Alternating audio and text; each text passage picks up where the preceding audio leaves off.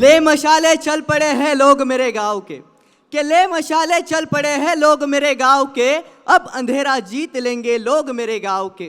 कि ले मशाले चल पड़े हैं लोग मेरे गांव के, अब अंधेरा जीत लेंगे लोग मेरे गांव के।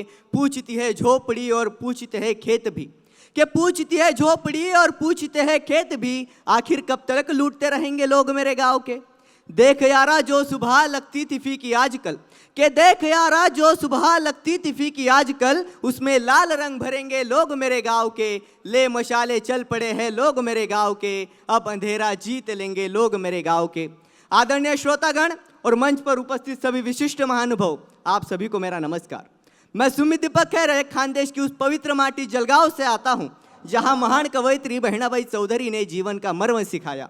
उन्होंने कहा था, अरे संसार संसार जसा तावा चुल्ह्यावर, अरे संसार संसार जसा तावा चुल्ह्यावर, आधी हाताले चटके तवा मिळते भाकर। साथियों, संघर्ष की सी आग से तपकर एक खिलाड़ी मैदान में कुंदन बनता है, और ठीक इसी तरह जनता की समस्याओं की तपिश को सहकर ही एक सच्चा राजनेता निखरता है। स्टेडियम और शासन के बीच का जो सेतु है वह है अखंड अनुशासन और अजय चरित्र। एक खिलाड़ी जब मैदान में पसीना बहाता है तो उसका लक्ष्य केवल व्यक्तिगत रिकॉर्ड नहीं बल्कि तिरंगे की ऊंचाई होती है, और ठीक यही भावना हमें हमारे राजनीति के केंद्र में चाहिए, जहां दलगत स्वार्थ के ऊपर केवल देश का हित सर्वोपरि हो। जब हम स्टेडियम की मेरिटोक्रेसी को शासन की नीति बना लेंगे और जहां केवल योग्यता की ही पूजा होगी, तब भारत का हर गांव हर जिला एक नए आत्मविश्वास से भर उठेगा। खेल हमें सिखाते हैं कि हार से टूट जाना नहीं बल्कि अपनी कमियों को ढाल बनाकर फिर से उठ खड़ा होना ही वास्तविक नेतृत्व है। और साथियों, आज की राजनीति को किसी शत्रुता की नहीं बल्कि उस स्वस्थ प्रतिस्पर्धा की आवश्यकता है, जहां नियम संविधान हो, अंपायर जनता हो और मर्यादा ही एकमात्र आभूषण हो।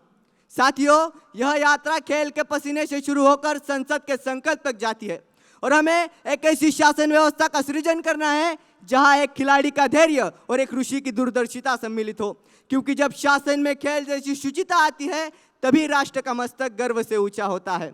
और साथियों, इस वैचारिक महाकुंभ के आरंभ पर मैं अपनी भावनाओं को राष्ट्रकवि दिनकर की इन प्रखर पंक्तियों को समर्पित करता हूं, जो आज के हर युवा और भविष्य के हर राजनेता के लिए मंत्र होना चाहिए। तो गौर से सुनिएगा कि सच्चा है वही प्रखर पुरुषार्थ जिसके पास है, विजय उसी की जिसके हृदय में भरा विश्वास है। कि सच्चा है वही प्रखर पुरुषार्थ जिसके पास है, विजय उसी की जिसके हृदय में भरा विश्वास है। धैर्य का वह बांध, संकल्प की वह शक्ति चाहिए, कि धैर्य का वह बांध, संकल्प की वह शक्ति चाहिए। मैदान हो या सिंहासन, बस राष्ट्र की भक्ति चाहिए। और इन्हीं शब्दों के साथ मैं सुमित दीपक खैरे अपनी बात समाप्त करता हूँ। जय हिंद, जय महाराष्ट्र, जय खानदेश। धन्यवाद।